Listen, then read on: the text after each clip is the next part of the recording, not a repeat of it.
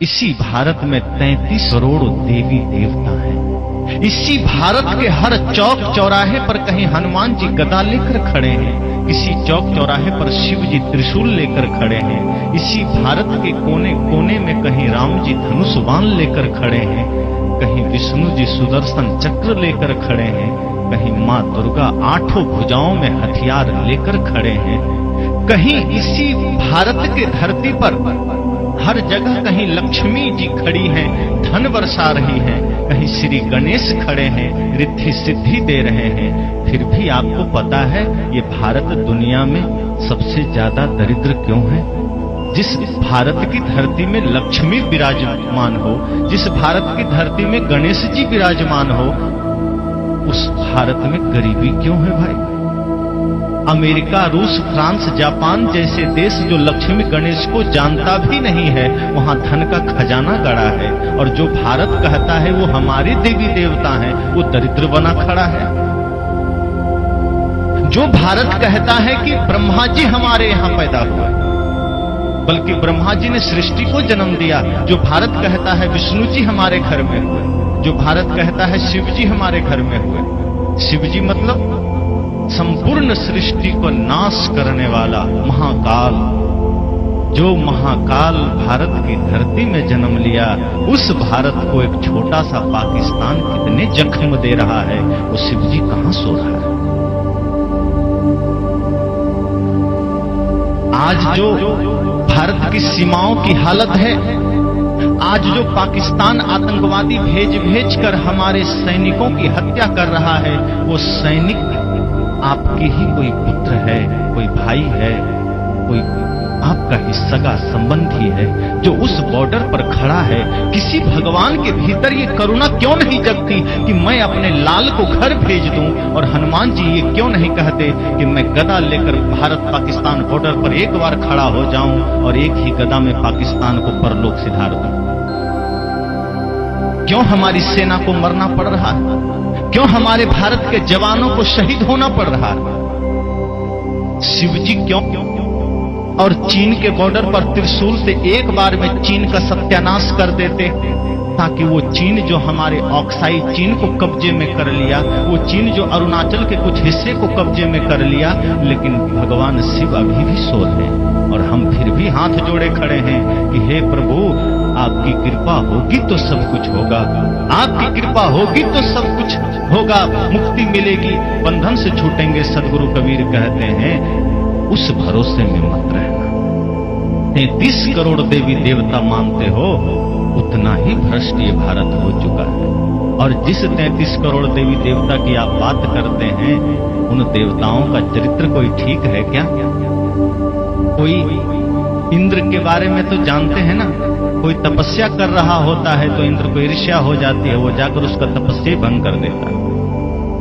कोई सुंदर स्त्री दिख गई, इंद्र जाकर के उसके साथ छल कर लेता है। ये हमारे देवताओं की कथा है। जिसे आप धर्मराज युधिष्ठिर कहते हैं, वो पत्नी को दांव पर लगा देते हैं, जैसे पत्नी न होकर के वो कोई हीरे जवाहरात हो गई। ये धर्मराज युधिष्ठिर की कथा है। और फिर भी हम कहते हैं भगवान आएंगे हमारा कल्याण करेंगे। अगर यही ख्याल भगत सिंह ने किया होता कि राम जी आकर के देश का कल्याण करेंगे, तो भगत सिंह को फांसी पर न चढ़ना पड़ता। लेकिन भगत सिंह ने सोचा नहीं, कोई राम नहीं आएगा, अब मुझे ही राम बनना होगा। अगर यही ख्याल चंद्रशेखर आजाद ने किया होता, यही ख्याल वो 7 लाख वीरों ने किया होता जिसने भारत को आजादी दिलाने के लिए अपनी कुर्बानी दे दी, तो आज भी भारत गुलाम होता और हम इस तरह से बोल न रहे होते, इस तरह से जी न रहे होते। लेकिन हमारे शहीदों ने समझा कि अब कोई राम नहीं आने वाले। चलो राम के पद चिन्हों पर, अब राम हमें बनना होगा। चलो राम के पद चिन्हों पर अब इतिहास बदलना होगा। अब तो राम स्वयं बनो, अब तो लक्ष्मण स्वयं बनो, अब तो वो शक्ति स्वयं में जगाओ जो सदगुरु कबीर कहते हैं कि तेरा साईं तुझ में जाग सके तो जाग, किसकी आशा करते हैं? और बाहर की आशा कब तक काम करेगी? दूसरे की आशा पर कब तक चलोगे? इतने देवी देवता के होते हुए ये भारत आज जिस स्थिति में गुजर रहा है, आदमी को समझना चाहिए। और भगवान ठीक है, हम कबीरपंथी हैं, हम उन्हें नहीं मानते, वो हमारी रक्षा ना करें, पर केदारनाथ में तो उन्हीं के भक्त गए थे और सब काल कलवित हो गए, अपने भक्त को भी नहीं बचा। हनुमानगढ़ी में पूजा करते सब खड़े थे, बम धमाका हुआ, हनुमान जी के ही भक्त स्वाहा हो गए। अरे हम उनका विरोध करते हैं, हम उनको नहीं मानते हैं, कबीरपंथी को कुछ हो जाए तो बात समझ में आती है, उनके ही भक्त प्राण गंवा रहे हैं।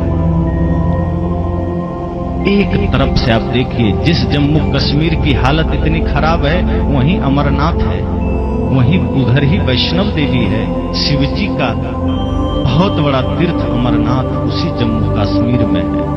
लेकिन वो जम्मू कश्मीर आज सबसे ज्यादा असुरक्षित है। जिस देश में इतने सारे भगवान हों, जिस देश के एक एक घर में इतने सारे भगवान हों, वो देश इतना कंगाल कैसे हो सकता है? हमें सोचना होगा।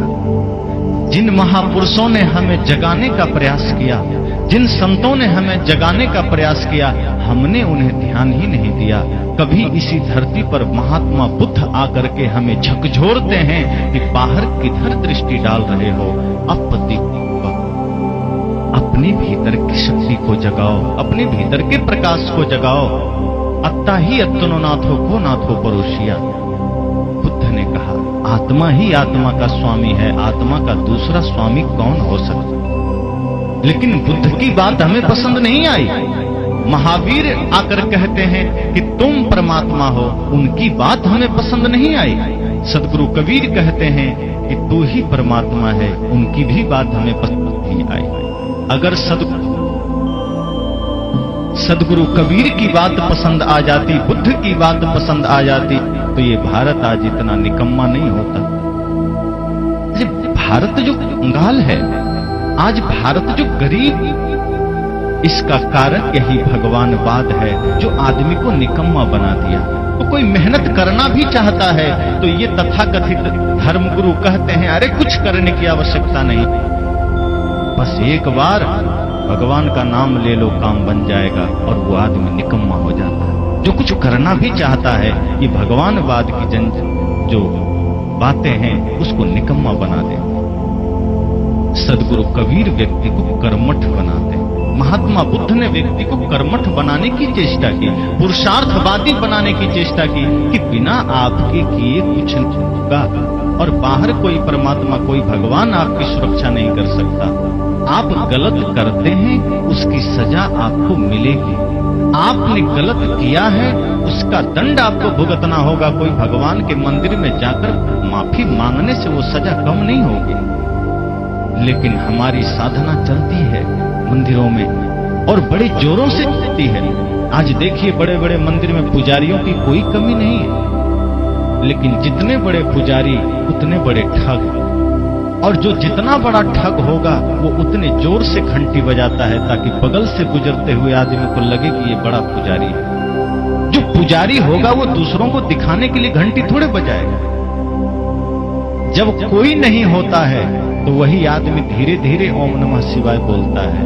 वो आदमी धीरे धीरे ओम जय जगदीश हरे बोलता है, और देखता है दो चार आदमी की भीड़ आ रही है तो जल्दी जल्दी ओम नमः शिवाय शुरू हो जाता है, ताकि लोग समझ सकें कि बड़ा ध्यानी आदमी है, बड़ा भक्त आदमी है।